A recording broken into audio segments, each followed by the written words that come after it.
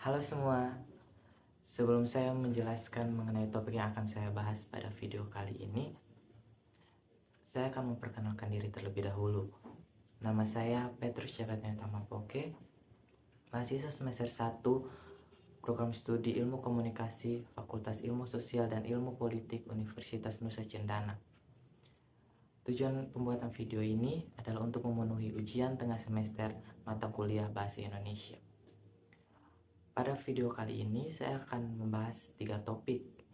Yang pertama mengenai kebenaran berbahasa, yang kedua ketepatan berbahasa, dan yang ketiga kesantunan berbahasa.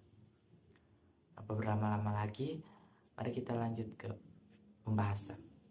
Baik, yang pertama mengenai kebenaran berbahasa. Bahasa adalah identitas suatu negara sebagai alat berkomunikasi.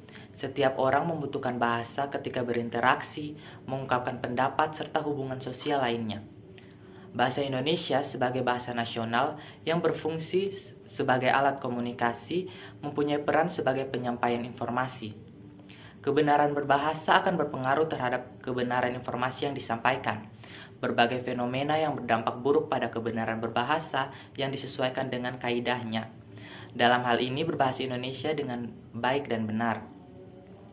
Berbahasa Indonesia dengan baik dan benar mempunyai beberapa konsekuensi logis terkait dengan pemakaiannya dengan situasi dan kondisi. Pada kondisi tertentu, yaitu pada situasi formal, penggunaan bahasa Indonesia yang benar menjadi prioritas utama. Penggunaan bahasa seperti ini menggunakan bahasa baku.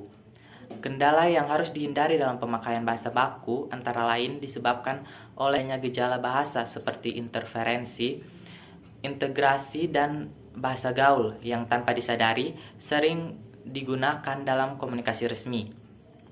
Hal ini mengakibatkan bahasa yang digunakan menjadi tidak baik. Di sini saya memiliki 2 contoh. Yang pertama, contoh kata yang benar dan salah. Saya mengambil kata sekedar. Sekedar merupakan kata yang salah, karena dalam bahasa Indonesia tidak ada kata kedar, melainkan kadar. Dan contoh lainnya itu seperti kata peduli. Peduli merupakan kata yang salah. Penulisan baku yang benar adalah peduli tanpa R, yang berarti mengindahkan, menghiraukan, dan memperhatikan. Berikutnya contoh kalimat yang benar dan salah. Di sini saya mengambil kalimat, aku membawakan kue agar untuk diberikan kepada pamanku yang sedang sakit. Pada contoh ini, kesalahannya tidak terletak pada baku atau tidak, namun terletak pada efektif atau tidaknya. Jika diperhatikan, kalimat tersebut tidak enak dibaca karena terlalu bertele-tele. Itu sebabnya harus diperbaiki menjadi aku membawakan kue untuk diberikan kepada pamanku yang sedang sakit. Baik, yang kedua, ketepatan berbahasa. Ketepatan berbahasa adalah ketepatan untuk mencakup kemampuan mengetahui, memahami, menguasai, dan menggunakan sejumlah kosakata secara aktif yang dapat mengungkapkan gagasan secara tepat sehingga mampu mengomunikasikannya secara efektif kepada pembaca atau pendengarnya.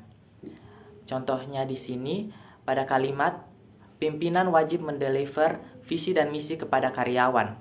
Secara morfologi, bentukan kata harus sesuai kaidah bahasa Indonesia. Kata deliver pun tidak tepat jika ditambahi awalan me. Maka dari itu, dapat diperbaiki menjadi pemimpin wajib menyampaikan visi dan misi kepada karyawan. Yang ketiga, kesantunan berbahasa. Penutur dan mitra penutur tidak hanya dituntut mampu berbahasa yang baik dan benar, tapi juga mampu bertutur secara santun. Tidak hanya dituntut menyampaikan fakta, tapi penutur harus berkomitmen untuk menjaga keharmonisan hubungan di saat berkomunikasi maupun setelah berkomunikasi, karena bisa jadi komunikasi itu akan berlanjut di kemudian hari. Kesantunan berbahasa merupakan tata cara berperilaku yang disepakati oleh semua masyarakat sebagai aturan perilaku sosial.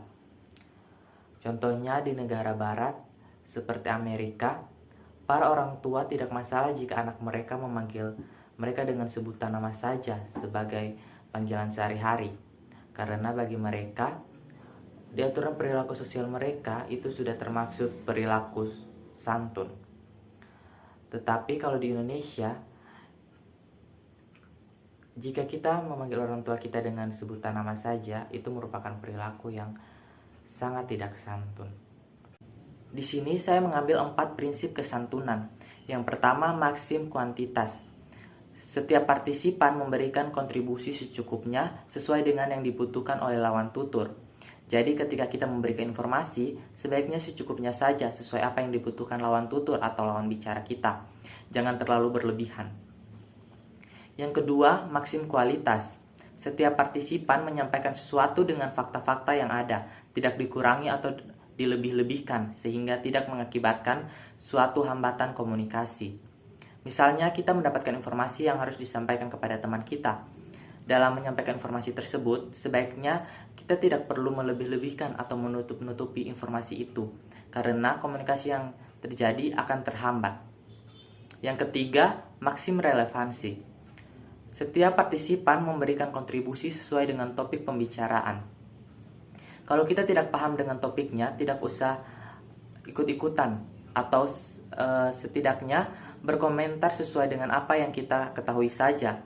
Karena jika kita tidak paham tetapi tetap memaksakan untuk berkontribusi, maka akan terjadi miskomunikasi.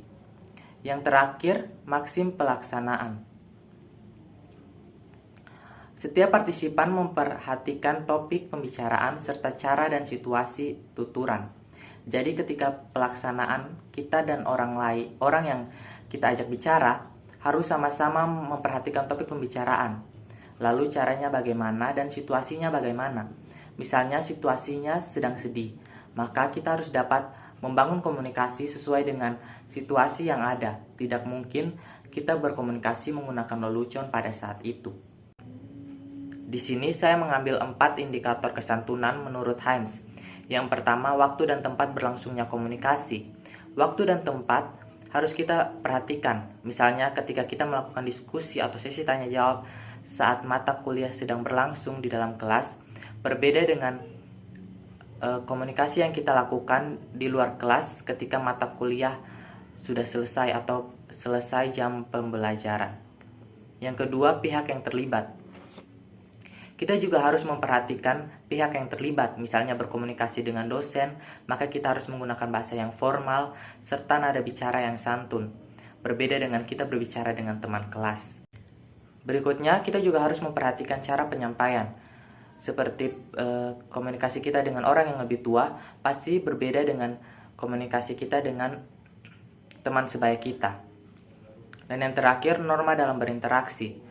Setiap kelompok pasti memiliki norma tertentu, baik norma kesusilaan, kesopanan, ataupun norma agama. Norma-norma itu kita harus perhatikan, seperti norma untuk berbicara dengan orang lebih tua, lebih muda, atau teman sebaya, pasti punya norma tersendiri. Selain Himes, saya juga mengambil pendapat dari Grace mengenai indikator kesantunan. Yang pertama, ketika berbicara harus mampu menjaga martabat mitra tutur agar tidak merasa dipermalukan. Yang kedua, ketika berkomunikasi tidak boleh mengatakan hal-hal yang kurang baik mengenai diri mitra tutur atau orang atau barang yang ada kaitannya dengan mitra tutur. Yang ketiga, tidak boleh mengungkapkan rasa senang atas kemalangan mitra tutur. Yang keempat, tidak boleh menyatakan ketidaksetujuan dengan mitra tutur sehingga mitra tutur merasa jauh harga dirinya.